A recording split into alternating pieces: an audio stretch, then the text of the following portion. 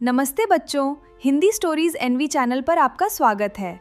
ऐसे ही और मजेदार वीडियोस देखने के लिए चैनल को देखते रहिए और हमेशा खुश रहिए। बात है, एक छोटा सा गांव था हेमराग। वहाँ के लोग सीधे साधे थे और प्रकृति की पूजा करते थे। गांव में एक 18 वर्षीय लड़का रहता था, आदित्य। वो बाकी बच्चों से अलग था, शांत, गंभीर और हमेशा किसी रहस्य की तलाश में रहता। एक दिन आदित्य अपने दादाजी की पुरानी किताबें देख रहा था। तभी उसे एक टूटे हुए पन्ने पर एक नक्शा मिला जिस पर कुछ मंत्र लिखे थे। अरे ये क्या मंत्र कैसे हैं? ये अलौकिक दरवाजा क्या होता है? उस नक्शे को देख आदित्य का उत्साह बढ़ गया।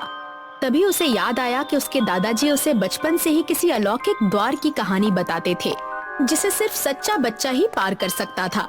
तो बस अब आदित्य ने तय कर लिया था कि वो इस नक्शे को पढ़कर उस गुफा को ढूंढ निकालेगा। अगली सुबह आदित्य ने नक्शे की बात अपने दोस्त तने और पाखी को बता दी। क्या अलौकिक दरवाजे की गुफा? मुझे तो विश्वास ही नहीं हो रहा कि ऐसी भी कोई गुफा होती है। हाँ, मुझे भी नहीं, पर आदित्य बोल रहा है तो बात सच ही होगी ना?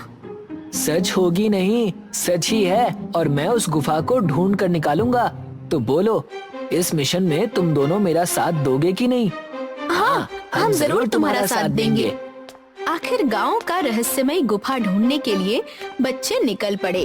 तीनों दूसरे दिन नक्शे के साथ जंगल की ओर निकल पड़े। जंगल घना था और रास्ता कठिन, पर तीनों साहसी थे। घंटों चलने के बाद उन्हें वो गुफा मिली जैसी नक्शे में थी। उसके मुंह पर एक शिलालेख था, जो सत्य, साहस और करुणा से भरा हो वही द्वार पार कर सकता है। अब क्या करें दोस्तों? क्या मतलब क्या करें? चलो अंदर चलते हैं। लेकिन इस पर जो लिखा है उस हिसाब से तो हम तीनों में ये गुण होने चाहिए, तभी हम इसे पार कर सकते हैं। देखो दोस्तों, हम तीनों एक साथ इस रहस्यमय गुफा को ढूंढते हुए आ तो गए हैं। इसका मतलब ये है कि हम साहसी हैं। और रही बात सत्य और करुणा की, तो मुझे लगता है कि ये गुण हम तीनों में है। इसलिए चलो चलते हैं। आदित्य की बातों से तने और पाखी का हौसला बढ़ा। उस दरवाजे के सामने तीनों दोस्त एक दूसरे का हाथ पकड़कर मंत्र पढ़ने लगे और चमत्कार हो गया। गुफा का दरवाजा खुल गया। तीनों दोस्त अंदर गए और जैसे ही वो अंदर गए, उनकी आंखों के सामने अजीब रोशनी चमकी और एक पल में वो एक नई दुनिया में थे। वहाँ पेड़ बोलते थे, नदियाँ गाती थी और आकाश में 3 चंद्रमा चमकते थे। आदित्य, ये सब क्या है? ये तो बिल्कुल किसी सपने जैसा है। वो तीनों इस जादुई दुनिया को देख ही रहे थे कि तभी उन्हें किसी की आवाज आई। आखिर तुम सब आ ही गए। तुम्हें इस अलौकिक दरवाजे ने ही तो चुना है। अरे ये आवाज कैसी? जैसे ही तीनों ने पीछे मुड़कर देखा तो एक जादुई पेड़ उनसे बात कर रहा था। डरने की जरूरत नहीं है, तुम सब यहाँ सुरक्षित हो। लेकिन आपने ये क्यों कहा कि हमें चुना गया है? क्योंकि इस दुनिया को काल रात्रि नाम का एक भयानक अंधकार निगल रहा है। ये दुनिया पक्षियों और अन्य जीवों के लिए बनाई गई थी, लेकिन काल रात्रि राक्षस ने इस पर कब्जा कर लिया है, जिसकी वजह से ये दुनिया दूषित हो रही है और धीरे धीरे नष्ट हो रही है। क्या सच में? हाँ, लेकिन आज इतने सालों बाद तुम तीनों ने इस दरवाजे को पार किया है। इसका मतलब काल रात्रि का अंत होने को है। तुम तीनों समझदारी और इकट्ठे होकर इस दुनिया को बचा सकते हो। तुम्हें बस उस काल रात्रि की गुफा को ढूंढकर उसे नष्ट करना है। उस जादुई पेड़ की बात सुनकर आदित्य, पाखी और तने तीनों ही काल रात्रि के गुफा को ढूंढने के लिए आगे बढ़ते हैं। ये रास्ता उनके लिए कठिन था, लेकिन गुफा की ओर निकलने से पहले जादुई पेड़ ने उन तीनों को 3 अलग अलग मंत्र दिए थे, जिससे रक्षा शस्त्र बनाया जाता था। जादुई पेड़ की बात सुनकर आदित्य और उसके दोस्त गुफा की ओर निकल पड़े, लेकिन उन्हें नहीं पता था कि काल रात्रि के सेवक उन पर नजर रखे हुए हैं और किसी भी क्षण उन्हें रोक सकते थे। तभी यात्रा के दौरान एक रहस्यमय लड़की मिली, निशा। उसने कहा कि वो भी उनकी तरह काल रात्रि का अंत करने निकली है। तो तुम्हारा कहना है कि तुम भी हमारे साथ हो? हाँ। लेकिन हम तुम्हें जानते नहीं हैं फिर हम तुम पर भरोसा कैसे कर सकते हैं? आदित्य की बातों से निशा हड़बड़ा गई। आदित्य को क्या जवाब दिया जाए, उसे कुछ समझ नहीं आ रहा था। उसकी आंखों में आंसू भर गए, जिसे देखकर तने को उस पर दया आ गई और सबको समझाकर अपनी टीम में उसे शामिल कर लिया। तुम सबका धन्यवाद, तुमने मुझे इस टीम में शामिल करके मेरा काम और आसान कर दिया। अरे ऐसी कोई बात नहीं है, तुम अब हमारी भी दोस्त हो, है ना दोस्तों? तने की बात पर आदित्य और पाखी ने हामी तो भर ली थी, लेकिन ना जाने क्यों पाखी को निशा पर शक था। उसे बार बार लग रहा था कि कुछ तो गड़बड़ है। देखते ही देखते दिन बीतते गए और निशा तने के साथ कुछ ज्यादा ही घुलने मिलने लगी, मानो वो उसे अपने जाल में फंसाना चाहती हो। आदित्य, ये निशा तने के साथ कुछ ज्यादा ही घुल गई है ना? हाँ, हमें जरा बचकर रहना चाहिए। पाखी के साथ आदित्य को भी निशा पर शक होने लगा था, लेकिन जिसका डर था वही हुआ। निशा ने तने को अपने वश में कर लिया था। काल रात्रि के गुफा के पास पहुंचने के बाद जैसे ही उन्होंने मंत्र पढ़ना शुरू किया, तने कमजोर पड़ने लगा। उसे चक्कर आने लगे और वो बेहोश हो गया, जिसके कारण काल रात्रि की गुफा खत्म होने के बजाय खुल गई। Livex smoother hydrated hair. New Tresemme Hydra Matrix. 11 Labs music generator has arrived. A new era of AI music has just begun. आखिरकार मेरा काम पूरा हो ही गया। मैंने कर दिखाया। मैंने तुम्हें रोक दिया और काल रात्रि को मुक्त कर दिया। मतलब तुम हो कौन? काल रात्रि की सेविका हूँ, जो यहाँ तुम्हें रोकने आई थी। निशा की बात सुनकर सब दंग रह गए। उन्हें कुछ समझ नहीं आ रहा था कि क्या करें। अब अंधकार चारों ओर फैल चुका था। निशा वहाँ से भाग निकली थी। आदित्य, तने और पाखी को विश्वासघात से ठेस पहुँची थी, पर उन्होंने हार नहीं मानी। दोस्तों, अब हम क्या करेंगे? काल रात्रि का अंधकार तो फैल चुका है। दोस्तों, घबराने की जरूरत नहीं है। चलो फिर से मंत्र पढ़ना शुरू करते हैं। हम अभी भी जीत सकते हैं। हाँ, तुम सही कह रहे हो। आदित्य की बातों से सबका हौसला बढ़ गया। तीनों ने आंखें बंद करके फिर से मंत्र पढ़ना शुरू किया। अचानक हवाएं तेज होने लगी। आसमान से एक रोशनी आदित्य, पाखी और तने पर पड़ी। जैसे उन्होंने आंखें खोली तो देखा आदित्य के हाथ में एक दिव्य रक्षा शस्त्र था, और उस शस्त्र को पाते ही आदित्य ने उसे अपनी जी जान लगाकर काल रात्रि के गुफा पर फेंक दिया, जिसका अंजाम ये हुआ कि काल रात्रि की गुफा टूटकर बिखर गई। उसकी छाया मिट गई। हम जीत गए दोस्तों। तीन दोस्त मिलकर अपनी जीत मना रहे थे।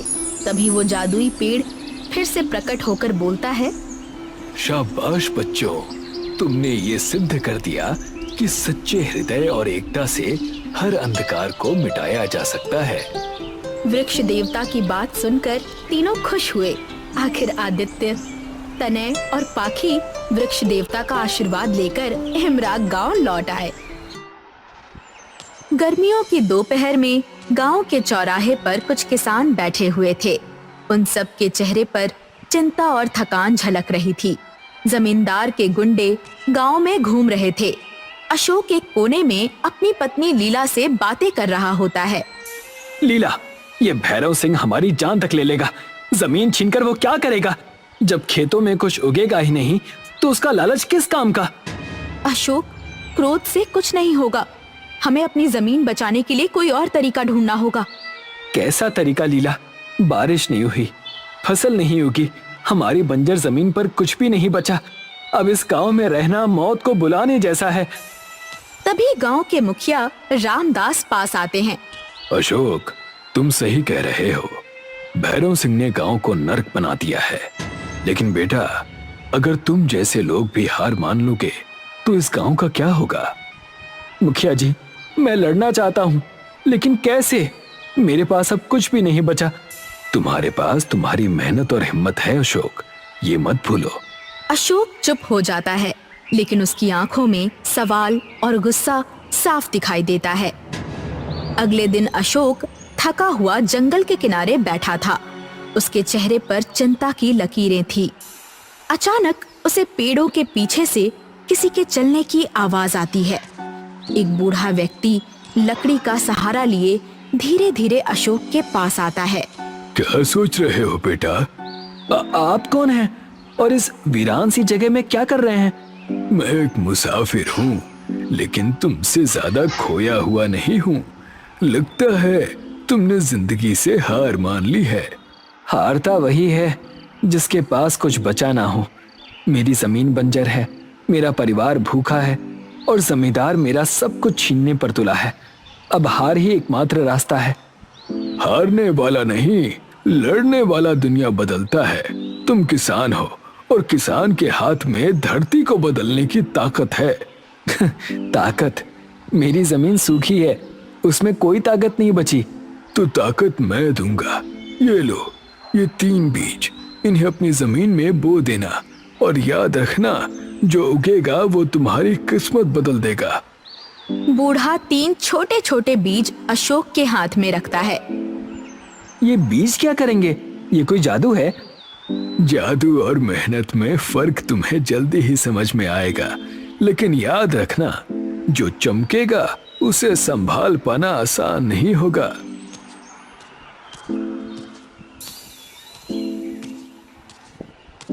अशोक, वो बूढ़ा कौन है और ये बीज क्या सच में हमारी मदद करेंगे? मुझे खुद नहीं पता लीला, लेकिन इन बीजों को बोने में कोई नुकसान तो नहीं है। शायद ये हमारी आखिरी उम्मीद हो। अगर तुम्हें इन पर भरोसा है तो मुझे भी है।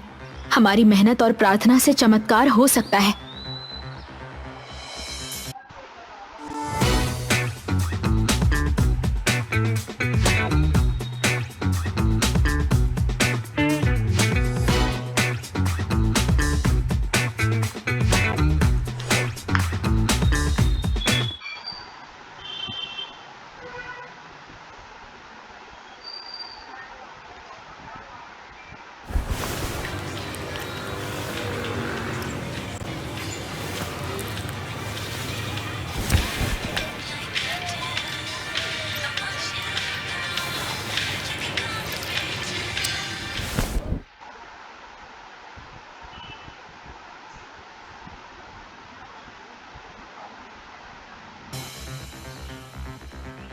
अशोक और लीला ने बीज बोकर एक दूसरे की ओर देखा। उनके चेहरे पर उम्मीद और डर का मिश्रण था। अब हमें इंतजार करना होगा। ये बीज क्या करते हैं, ये आने वाला समय ही बताएगा। दोनों अपने झोपड़े में लौट आए। सुबह के समय अशोक और लीला खेत की ओर जाने लगे। जैसे ही वो खेत के पास पहुँचे, उन्हें कुछ अजीब सी चमक दिखाई दी। जमीन से छोटे छोटे चमकीले पौधे उगाए। ये पौधे रात के तारों की तरह चमक रहे थे। अशोक, ये क्या है? हमारी जमीन तो बंजर थी, लेकिन ये पौधे कैसे उगाए? ये वही बीज है जो उस बूढ़े व्यक्ति ने दिए थे, लेकिन ये कोई आम पौधे नहीं लगते लीला। ऐसा लगता है जैसे ये आसमान के तारों से जुड़े हों। अशोक, ये चमत्कार है। हमारी जमीन पर रोशनी आ गई है। अब हमारा गांव भी खुशहाल हो सकता है। अशोक और लीला एक पल के लिए खुश हुए। लेकिन लीला, अगर गांव वालों और जमींदार को इसके बारे में पता चल गया तो ये चमक हमारे लिए मुसीबत बन जाएगी। हमें सचेत रहना होगा अशोक, लेकिन सच को ज्यादा दिनों तक छुपाया नहीं जा सकता। अगले दिन गांव के लोग खेत के पास जमा हुए। सभी चमकदार पौधों को देख रहे थे। उनकी आंखों में आश्चर्य और खुशी थी। लेकिन भीड़ के बीच जमींदार के एक आदमी ने ये सब देखा तो वो तुरंत भैरव सिंह को खबर देने दौड़ा। अशोक भाई, ये पौधे कहाँ से आए? ये तो चमत्कारी लगते हैं। अब भाई, ये भगवान की देन है। मैंने बस मेहनत की और ये उगाए। अगर ये पौधे हमारी जमीन पर भी उग जाएं, तो हमारी किस्मत बदल सकती है। अशोक, तुम्हारे खेत ने उम्मीद की नई किरण दिखाई है, लेकिन तुम्हें सावधान रहना होगा। जमींदार तक ये खबर पहुंची तो वो इसे तुम्हारे हाथों से छीन लेगा। अशोक कुछ कहने ही वाला था कि दूर से भैरव सिंह और साथी आते हुए दिखे। भैरव सिंह अपने आदमियों के साथ खेत पर पहुंचा। उसके चेहरे पर क्रोध और लालच का मिश्रण था। उसने खेत की चमकदार पौधों को देखा। तो ये है तुम्हारा चमत्कार अशोक। मेरी जमीन पर ये जादू उगाकर तुमने मेरी आंखों में धूल झोंकने की हिम्मत की। जमींदार साहब, ये जमीन मेरी है। मैंने इसे अपने खून पसीने से सींचा है। इन पौधों पर आपका कोई अधिकार नहीं है। तुम्हारी जमीन, तुम्हारी हिम्मत कैसे हुई ऐसा कहने की? ये पूरा गांव और हर खेत मेरी जागीर है। अब ये चमकीले पौधे भी मेरे हैं। जमींदार साहब, भगवान की देन को कोई इंसान अपनी जागीर नहीं बना सकता। ये पौधे मेहनत और विश्वास का फल हैं। चुप रहो, मैं जो चाहूंगा वही होगा। आज से ये जमीन मेरी है। अशोक, अगर तुमने विरोध किया तो अंजाम भुगतने के लिए तैयार रहना। भैरव सिंह ने अपने आदमियों को पौधों को उखाड़ने का आदेश दिया। अशोक और लीला ने बीच में आकर रोकने की कोशिश की। गांव वाले अशोक का साथ देने आए, लेकिन जमींदार के गुंडों ने हथियार निकाल लिए। जमींदार साहब, ये अन्याय है। गरीबों की जमीन छीनने से आपको कुछ नहीं मिलेगा, मुझे सोना मिलेगा, समझे? ये पौधे कोई आम चीज नहीं है। मुझे इनकी चमक से खजाने की गंध आ रही है। जमींदार ने आदमियों को पौधे उखाड़ने के लिए छोड़ दिया और वहां से चला गया। अशोक और लीला चिंतित हो गए।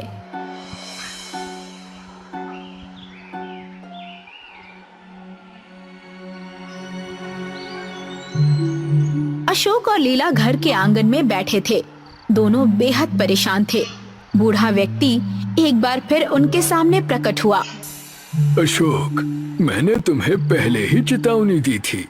इन पौधों की चमक केवल तुम्हारी मेहनत का फल नहीं, बल्कि एक रहस्य का द्वार है। कौन सा रहस्य? ये पौधे नक्षत्र लोक का द्वार खोलते हैं। उस लोक में एक खजाना छिपा है, लेकिन लालच से भरे इंसान वहां नहीं पहुंच सकते। अगर ऐसा है तो जमींदार वहां भी पहुंचने की कोशिश करेगा। हमें क्या करना होगा?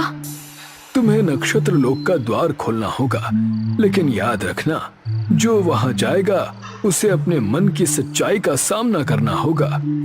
अशोक और लीला ने एक दूसरे की ओर देखा। उनके चेहरे पर डर और हिम्मत दोनों ही झलक रहे थे।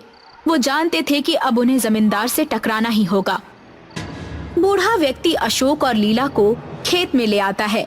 पौधों की चमक पहले से तेज हो गई थी, जैसे आसमान पर तारे तेजी से टिमटिमा रहे हों। अशोक, समय आ गया है। इन पौधों की चमक नक्षत्र लोक का द्वार खोल रही है। तुम दोनों को वहां जाना होगा, लेकिन याद रखना, खजाने तक पहुंचना आसान नहीं होगा। लालच और भय तुम्हारे सबसे बड़े दुश्मन बनेंगे। अगर इससे हमारे गांव की बंजर जमीन को जीवन मिल सकता है, तो हम इस परीक्षा के लिए तैयार हैं। हमने अपनी मेहनत और सच्चाई से यहाँ तक का सफर तय किया है। अब हम पीछे नहीं हटेंगे। बूढ़े व्यक्ति ने मंत्र पढ़ा। पौधों की चमक बढ़ गई और एक तेज रोशनी के साथ जमीन फटने लगी। एक जादुई द्वार प्रकट हुआ। अशोक और लीला ने धीरे धीरे उसमें प्रवेश किया। अशोक और लीला ने नक्षत्र लोक में प्रवेश किया। वो जगह जादुई थी। हर तरफ सितारों की चमक और स्वर्णिम वृक्ष। बीच में एक झील थी, जिसके पानी से हल्की रोशनी निकल रही थी। झील के पास एक रक्षक खड़ा था। उसका आकार विशाल और चमकदार था। कौन हो तुम और यहाँ क्यों आए हो? मैं अशोक हूँ, एक किसान। मैं यहाँ अमृत जल लेने आया हूँ, ताकि हमारी बंजर जमीन को उपजाऊ बना सकूं और गांव वालों की भूख मिटा सकूं। अमृत जल केवल उसे मिलेगा जो निस्वार्थ और सत्यनिष्ठ होगा। ये जल लालचियों को नष्ट कर देता है। क्या तुम्हारा दिल सच्चा है? हमने अपनी मेहनत से इन पौधों को उगाया है। हमारा उद्देश्य केवल अपने गांव को बचाना है। रक्षक मुस्कुराता है, लेकिन तभी नक्षत्र लोक में तेज आवाज गूंजी। भैरव सिंह और उसके आदमियों ने जादुई द्वार के जरिए प्रवेश किया। इसे मैं सोने और धन में बदल दूंगा। अमृत जल लालचियों के लिए नहीं है। अगर तुम इसे छूओगे तो ये तुम्हारा विनाश कर देगा। कोई मुझे नहीं रोक सकता। मैं अपनी ताकत से इसे हासिल कर लूंगा। भैरव सिंह झील की ओर बढ़ा। जैसे ही उसने अमृत जल को छुआ, झील का पानी आग की लपटों में बदल गया। भैरव सिंह और उसके आदमी चीखते हुए नष्ट हो गए। अशोक और लीला ने भयभीत होकर सब कुछ देखा। देख लिया, लालच का यही अंजाम होता है। हमने देखा और समझा भी, लेकिन हमारा उद्देश्य केवल अपने गांव की भलाई है। क्या हमें अमृत जल मिलेगा? तुमने अपनी सच्चाई और निस्वार्थता से इसे पाने का अधिकार अर्जित किया है। ये लो। रक्षक अशोक को एक सुनहरी मटकी में अमृत जल देता है। अशोक और लीला वापस गांव लौट आए। उन्होंने अमृत जल अपनी जमीन पर छिड़का। देखते ही देखते बंजर जमीन पर हरियाली फैलने लगी। खेतों में फसलें उगने लगी। गांव के लोग खुशी से झूम उठे। अशोक, तुमने हमारी उम्मीद को सच कर दिखाया। अब ये गांव फिर से समृद्ध होगा। ये हमारी मेहनत और सच्चाई का फल है। हमें तो बस अपनी ताकत पर भरोसा करना था और ये भी समझना था कि लालच से कुछ नहीं मिलता, लेकिन निस्वार्थता हमेशा रंग लाती है। गांव के लोगों ने अशोक और लीला को धन्यवाद कहा। गांव में हर कोई खुश था। अशोक और लीला खेत के पास थे। बूढ़ा व्यक्ति एक बार फिर उनके सामने प्रकट हुआ। कौन है बाबा, और आपने हमारी मदद क्यों की? अशोक, मैं नक्षत्र लोक का रक्षक हूँ। सदियों से मैं धरती पर भ्रमण करता हूँ और उन लोगों की तलाश करता हूँ जो सच्चाई और निस्वार्थता के साथ अपनी जमीन और जीवन को वीडियोस बनाने हैं, फिल्मोरा है ना।